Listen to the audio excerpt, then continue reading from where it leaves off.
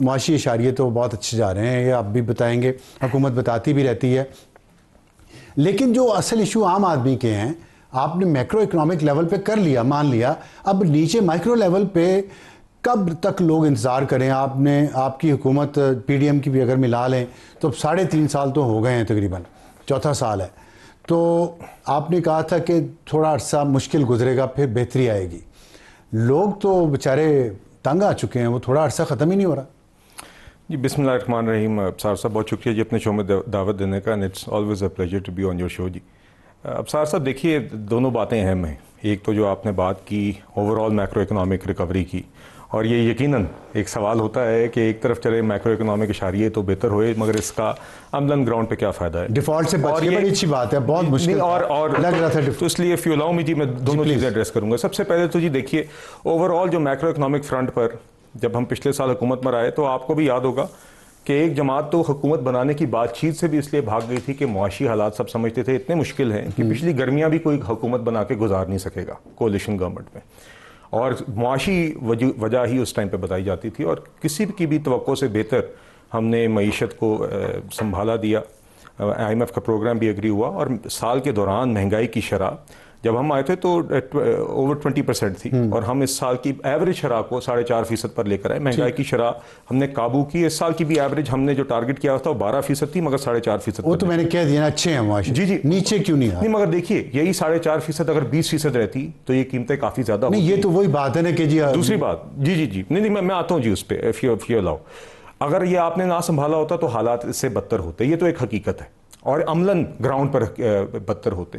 क्योंकि पहले भी जब हम 2022 में डिफ़ॉल्ट की बात करते हैं तो डिफ़ॉल्ट का मतलब ये कोई ऐसा कोई फाइनेंशियल एब्स्ट्रैक्ट कॉन्सेप्ट नहीं है, इसकी अमली तौर पर ग्राउंड पर असरात होते हैं जो आपने श्रीलंका में देखे। ठीक है, जब आप दुनिया के निज़ाम से मुनक़ता हो जाते हैं, पेट्रोल की किल्लत होती है, डीजल की किल्लत होती है। मान लिया आपने अच्छा परफॉर्म किया, वहां से निकाल लाए, उस तूफान में से निकाल लाए, लोग कह रहे किनारे पे कश्ती क्यों नहीं पहुंची? नहीं, अब मैं आपको बताता हूँ। देखिए जी, इट्स स्टेप बाय स्टेप। तो पिछले एक साल में अल्हम्दुलिल्लाह हमने वो मैक्रो इकोनॉमिक स्टेबिलिटी अचीव की, और इस तरीके की परफॉर्मेंस की जिसको आपने देखा कि IMF के बोर्ड अप्रूवल, जंग के दौरान भी जब इंडिया ने सबोटाज करने की कोशिश की तो हम अपनी मैक्रो इकोनॉमिक परफॉर्मेंस पे IMF के बोर्ड अप्रूवल ले सके।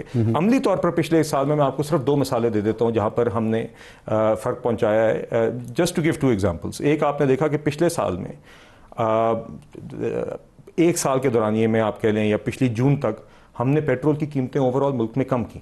ये हमारी जो हमने मईशत संभाली, जिसके नतीजे में आपकी फॉरेन एक्सचेंज भी काबू में आई, आपका एक्सचेंज रेट स्टेबल रहा, आपकी इन्फ्लेशन काबू में आई। ओवरऑल इसके नतीजे में आपने देखा कि पेट्रोल की कीमत भी कम हुई। बीच में जब मौका मिला तो बिजली के नर्ख भी कम किए। ठीक, इस साल के बजट के अंदर भी अब हमने यहाँ से मईशत को आगे लेके जब जा रहे हैं तो उसमें मईशत में आहिस्ता आहिस्ता ग्रोथ और इकोनॉमिक एक्टिविटी बढ़ानी है, और इस तरीके से बढ़ानी है कि उसके असरात लोएस्ट तबके तक जाएं, उसके नतीजे में एम्प्लॉयमेंट जनरेट हो, उसके नतीजे में सबसे कमज़ोर तबकात के लिए आसानी हो। मगर इस वक्त भी चादर देख कर पाँव फैलाते हुए हमने इस बजट की मैं आपको मिसाल देता हूँ। हमने बेनज़ीर इनकम सपोर्ट प्रोग्राम, जिसके तहत 1 करोड़ से ज़ायद ख़ानदान, अफराद नहीं 1 करोड़ से ज़ायद ख़ानदानों को डायरेक्ट कैश ट्रांसफ़र की सूरत में मदद मिलती है। उसका बजट हम अपनी ही इस 1.5 साल के अंदर 460 अरब से बढ़ाकर हम लोग खैर उस पे 2 राय हैं, 716 कंट्रोवर्शियल प्रोजेक्ट है, उस पे 2 राय हैं। देखिए, मगर बात है रोजगार की, आपने जितना भी बढ़ाया, गुर्बत की जो लकीर है 44% लोग पाकिस्तान के उस गुर्बत की लकीर से नीचे हैं। आप बेनज़ीर इनकम सपोर्ट प्रोग्राम को जितना मर्जी बढ़ा लें, कम तो नहीं हुई, ज्यादा हुई है। जो गुर्बत की लकीर नहीं, गुर्बत की लकीर की भी जो आपने बात की है, इसमें एक मेजर मिसअंडरस्टैंडिंग है कि वो एक डेफिनेशन चेंज की है। डेफिनेशन चेंज ना करें तो फिर भी 39.3% बनती है। नहीं देखिए, 40 कर लें, मैं हरगिज़ ये नहीं कह रहा कि दूध की नहरें बह रही हैं या मुश्किलात नहीं है, मगर जब आप कहते हैं कि हालात बदतर हुए हैं तो उसके अंदर फिर एप्पल टू एप्पल कंपैरिजन होना चाहिए। मैं आपसे ये कह रहा हूँ कि जो फिगर पॉवर्टी का कोट किया जा रहा है, मेरा सवाल ये, मैं बद से बदतर की बात ही नहीं कर रहा, मैं कह रहा हूं कि रोजगार क्यों नहीं बढ़ रहा? बेनज़ीर इनकम सपोर्ट पे आप इतने पैसे को आग लगा रहे हैं, गुर्बत बढ़ रही है कम होने की बजाय, तो क्या इसको रीडिज़ाइन नहीं करना चाहिए बेनज़ीर इनकम सपोर्ट प्रोग्राम को? और दूसरा, आपकी पॉलिसीज जो हैं अप्रैल 2022 से लगे हुए हैं, अभी तक बेरोजगारी क्यों नहीं कम हो रही? देखिए, अब महंगाई क्यों नहीं कम हो रही? साहब, अब इस साल जो हमने मैक्रो इकोनॉमिक रिकवरी अचीव किया, अब आइंदा साल में जो रवा साल, आइंदा साल से मुराद रवा माली साल, देखिए अब वी आर इंशाल्लाह, अब आप देख रहे हैं कि हमारा GDP ग्रोथ का टारगेट बेहतर है, और उसका मतलब क्या है कि हम इकोनॉमिक एक्टिविटी इस साल इंशाल्लाह हम बढ़ाने जा रहे हैं। जो हमने उससे करंट अकाउंट खसारा बढ़ जाएगा? नहीं, वो इंशाल्लाह एक्सपोर्ट लेड ग्रोथ, यही टारगेट है हमारा। 2-3 चीज़ थोड़ा बताएं कैसे। देखिए, सिर्फ अगेन बड़ी वेरी इंपॉर्टेंट पॉइंट कि ना सिर्फ हमने ग्रोथ अचीव करनी है, मगर उस क्वालिटी ऑफ ग्रोथ की बड़ी अहमियत है कि एक वो एक्सपोर्ट लेड हो, नंबर 2 सस्टेनेबल हो, जो कि एक्सपोर्ट लेड होने की वजह से होगी। अगर आपकी, बिल्कुल आप सही कह रहे हैं, माजी में हम ये मसला आता रहा है कि जीडीपी ग्रोथ की शरह तो बढ़ती है, मगर उसी के साथ इंपोर्ट जब बढ़ती हैं तो हम उसी तनासुब से एक्सपोर्ट्स नहीं बढ़ा सकते और फॉरेन एक्सचेंज रिजर्व क्राइसिस होता है और उससे मसाइल होते हैं। उसको हल करने के लिए एक ही मैं आपको मेजर मिसाल इस साल की दे दूं तो वो मेजर टैरिफ रिफॉर्म्स है, जिसके अंदर हमने कोई अभी आप देखेंगे 5 साल के अंदर मेजर ड्यूटीज के अंदर रिडक्शन आएगी और इस साल पहले साल के स्टेप्स उसमें उठा दिए। वो तो हमने देख लिया, जिसमें रॉ मटेरियल्स कर लिया ऑलरेडी। आपने जो लग्जरी गाड़ियां थी उन पे ड्यूटी कम कर दी। नहीं, देखिए, और छोटी गाड़ियों पे बढ़ा दी है। अफसार साहब 5 साल में हर चीज के ऊपर लग्जरी गाड़ियों पे ड्यूटी कम करने का तो क्या था? नहीं, वजह बताएं। नहीं, देखिए, लोग पूछते हैं, गुजारिश नहीं। 5 साल के अंदर इस मुल्क के अंदर किसी भी शय के ऊपर, किसी भी चीज के ऊपर रेगुलेटरी ड्यूटी और एडिशनल कस्टम ड्यूटी जैसी चीज नहीं रहेगी। ठीक, ये खत्म होगी हर चीज के ऊपर। और कस्टम ड्यूटीज भी जो हैं वो मैक्सिमम 15%। गाड़ियां, बड़ी गाड़ियों उसमें हर चीज शामिल है। नहीं, बड़ी गाड़ियों को शामिल है। देखें, एक मिनट, आप अगर 100 चीजों में से एक आइटम को लेंगे, ये सिंबॉलिक है। सिंबॉलिक है। आपने कहा चादर देख के पांव फैलाने चाहिए। आपने कहा ना, आप बड़ी गाड़ियां पेट्रोल भी ज्यादा खर्च करती हैं, हम फ्यूल इंपोर्ट करते हैं, हमारा फ्यूल बिल बढ़ता है। आप ला रहे हैं इलेक्ट्रॉनिक व्हीकल पे, आप तवज्जो दे रहे हैं, चार्जिंग नेटवर्क आप नया बना रहे हैं यहाँ पे मुल्क में ताकि हमारा फ्यूल बिल कम हो। साथ अब बड़ी गाड़ियों पे जो डीजल गाड़ी, जैसे 200 चीजों की टोकरी में से एक चीज को उठा के टॉक शो बना देना, माजरत के नहीं, देखिए, गाड़ियों पे क्यों नहीं कम किया? फिर मुझे इजाजत, छोटी पे क्यों? उस पे भी ड्यूटीज कम हुई है, बिल्कुल ड्यूटीज कम हुई है। रेगुलेटरी ड्यूटीज, कस्टम ड्यूटीज हर गाड़ी पे कम हुई है। हर चीज पे हमने कहीं ना कहीं ड्यूटीज में तकरीबन कमी आई है। सबसे ज्यादा रॉ मटेरियल्स और आपकी जो मशीनरीज हैं उस पर सबसे ज्यादा एम्फेसिस रहा है पहले साल में। ड्यूटी रिडक्शन में सबसे ज्यादा एम्फेसिस उस पर रहा है, मगर ओवरऑल ड्यूटीज ने जाना है और आपकी मईशत में कंपेटिटिवनेस इसी तरह ओवरऑल में अगर आप गाड़ियों पे ना करते तो क्या होता? नहीं, देखिए, आपने 5 साल में आप इसी तरह टैरिफ वॉल्स अगर खड़ी रखेंगे, आप मिशन में कंपैरेटिव बड़ी गाड़ियों की बात कर रहा हूं, हमने उसमें देखिए, मगर इसमें अफसार साहब मेरी गुजारिश है, इसका फायदा क्या हुआ मुल्क को? गुजारिश सुने। जब मैं आपसे कह रहा हूं कि रेगुलेटरी ड्यूटी हमने 5 साल में पूरे मुल्क में सिफर करनी है, तो एक असूल बनाया गया कि पहले साल में ड्यूटीज को 50, रेगुलेटरी ड्यूटीज की मैक्सिमम सतह को 50% पर लाए। बड़ी गाड़ियों को 5 साल कर लेते हैं। मैं उसी का जवाब दे रहा हूं, अगर आप मौका दे दें। अगर आप नहीं देते दूसरा थके हुए लग रहे हैं। नहीं सर, मैं थका हुआ नहीं लग रहा, आप बेताब लग रहे हैं सर। मैं जाहिर है बेताब मगर this is if this is a question and answer, then allow me to answer. If this is just a case of lecturing me, then it's a different. I'm not lecturing. I'm just. Sir, मैं आपसे ये कह रहा हूँ, I've been trying to get a sentence out, and you're not allowed. Please do. 50% पर हमने regulatory duties को अगर सिफर लाना है तो पहले साल में यह असूल कायम किया गया कि मैक्सिमम ड्यूटी को 50% तक लाना है, जिसका मतलब है किसी भी गुड की अगर ड्यूटी 50% से ऊपर है तो उसको पहले साल में 50% का पीक कैप पर लाया जाए। लग्जरी गुड्स के ऊपर बहुत हाई ड्यूटीज हैं और होनी चाहिए, और ठीक है, आप सही कह रहे हैं। उसमें कुछ गाड़ियों पे इस प्रिंसिपल के तहत 50% तक ड्यूटीज आई हैं। ड्यूटीज अभी भी उनकी बाकी सारी अशिया से बहुत ज्यादा है। इसके नतीजे में अब आपने जब सारी ड्यूटीज को सफर तक लेकर जाना है, उसके सफर के अंदर किसी ना किसी सतह पर सब चीजों की ड्यूटीज आहिस्ता आहिस्ता 5 सालों में स्टेप पे कम करनी है। हमने ये प्रिंसिपल अप्लाई किया कि 50% तक मैक्सिमम कैप पहले साल में रखें और कोई भी अशिया जो 50% से ऊपर है उनको कम से कम पहले साल में 50% तक लाया जाए। जिसका मतलब ये है कि आज भी लग्जरी व्हीकल्स पर ड्यूटीज बहुत हाई हैं, दुनिया में सबसे ज्यादा हाई ड्यूटीज में से एक हैं, और आगे इसको ग्रेजुअली कम करेंगे।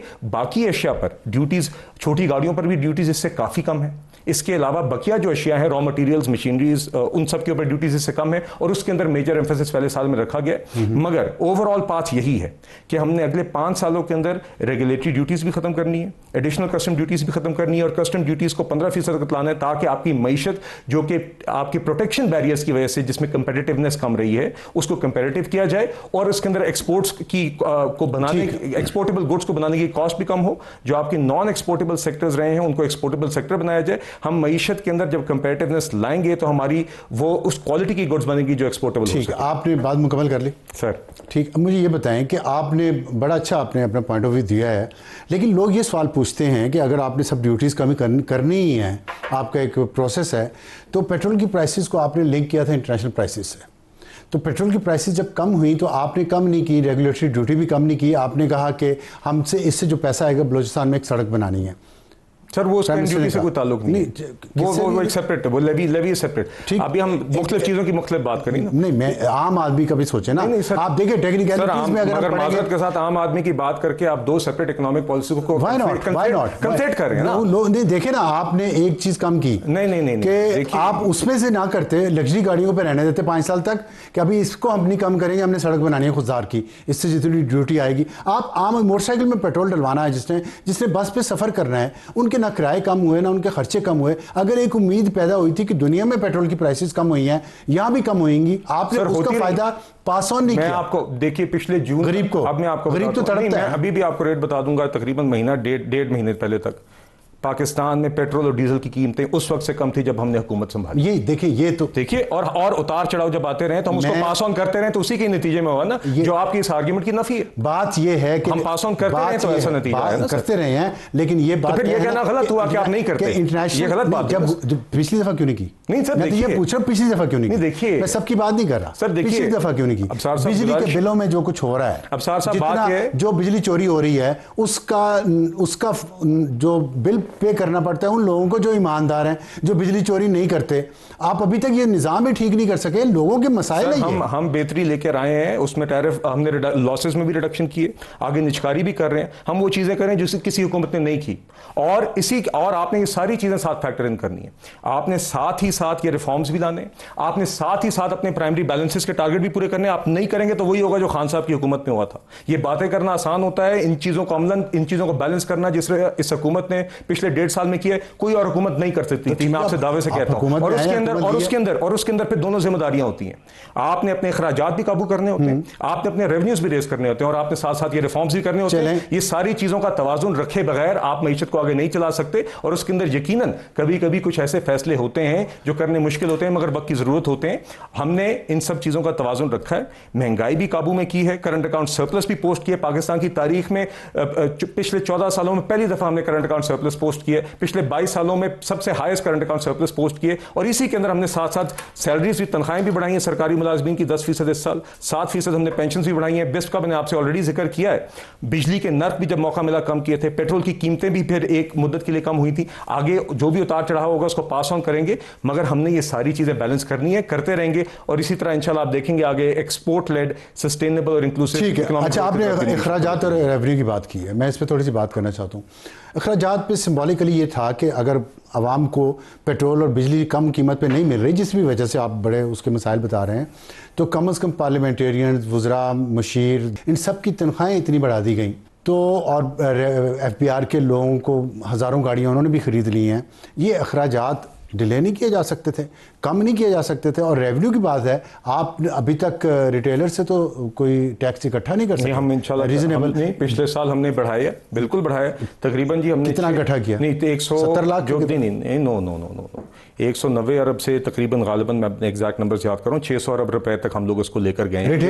जी, रिटेलर्स में जिस इंक्लूड्स कॉर्पोरेट सेक्टर, उसके अंदर रिटेलर से इजाफा हुआ है। 500 अरब सिर्फ सैलरी क्लास ने दे दिया। तो अगेन नहीं, आप अब साहब बिल्कुल मैं आपसे इत्तेफाक करता हूं, salary class pays more than its fair share, there is no doubt about it. And बकिया सेक्टर से हमने बढ़ाना है, हमने बढ़ाया है। कितना बढ़ाया, क्या वो काफी है? बिल्कुल नहीं। सैलरी क्लास का क्या कसूर है? नहीं, बिल्कुल कोई कसूर नहीं, आप सही कह रहे हैं। और इसी को हम बेहतर कर रहे हैं, हम भी करेक्ट कर रहे हैं। मैं 34 साल तो पूछ सकता हूं ना कि क्या बेहतर किया है? नहीं सर, मैं सैलरी क्लास का बताएं, क्या 4 साल में सैलरी क्लास को क्या रिलीफ दिया? नहीं, हमने देखिए इस साल हमने सैलरी क्लास की जिस हद तक मुमकिन था हमने इंश्योर किया कि इतना इनकम टैक्स में कमी आए कि हर तबके को कम से कम कुछ ना कुछ कमी जरूर महसूस हो, जो कि की गई है इस साल। मगर आगे यकीनन दूसरे sectors they have to step up, they have to pay their fair share. उसके लिए हमने इकदाम भी उठाए हैं, हमने मेजर्स भी उठाए हैं, उसके नताइज भी हैं। उसी के नतीजे में अफसार साहब, उन्हीं नताइज के नतीजे में महंगाई की शरह सिर्फ 4.5% और GDP ग्रोथ सिर्फ 2.8% होने के बावजूद हमने 26%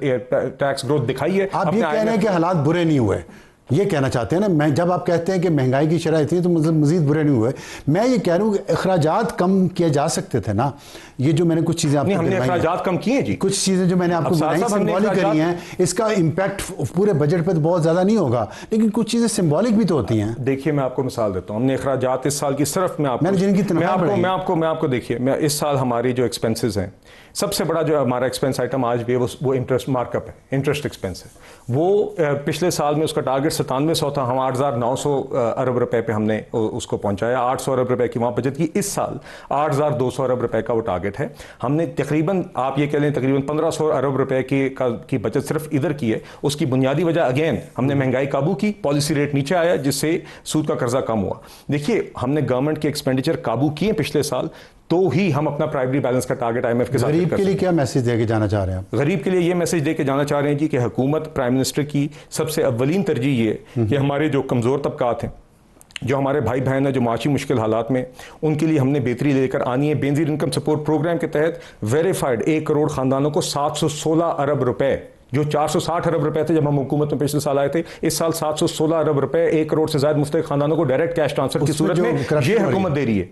नहीं, ये हुकूमत दे रही है। देखिए अब साहब, ये 1 करोड़ खानदान वो हैं जिसको आप, वर्ल्ड बैंक सारे मानते हैं कि this is the most verifiable database. But दूसरी बात ये है साहब कि बिल्कुल ये हुकूमत उनके लिए महंगाई में, बुनियादी अशिया में, बिल्कुल बेरोजगारी और महंगाई दोनों काबू करना प्राइम मिनिस्टर की रोजाना की तरजीह है। हर मीटिंग में इसका जिक्र होता है, यही ड्राइविंग फोर्स है। हमने इंश्योर करना है कि जैसे मैंने आपसे कहा कि मईशत में ना सिर्फ ग्रोथ है, ऐसी ग्रोथ है जिससे पाकिस्तान के हर तबके को, बिलखसूस कमजोर तबका को उसका फायदा पहुंचे, और मुलाजमत की और एम्प्लॉयमेंट की सूरत में। आखिर में एक सियासी सवाल, 5 अगस्त को PTI की तहरीक अरूज पे पहुंच रही है, क्या करेंगे आप? Sir, it's a non event. Final call के बाद कौन सी कॉल होती है? और मैं आपको सच्ची बात बताऊं अबसार साहब, रोजाना हम जिन इश्यूज के ऊपर आपने मेरे साथ पूरा शो किया, जो अहम इश्यूज हैं, इसके ऊपर हम फोकस करते हैं। ये हमारा तो इन इश्यूज पे हम फोकस किया, हम नाराज तो नहीं हो जाएंगे? हम नहीं सर, ये आप दोबारा भी आएंगे इन इश्यूज पे। ये आपका राइट है और ये मेरी जिम्मेदारी है कि मैं इन चीजों का जवाब। Thank you very much, respect teacher.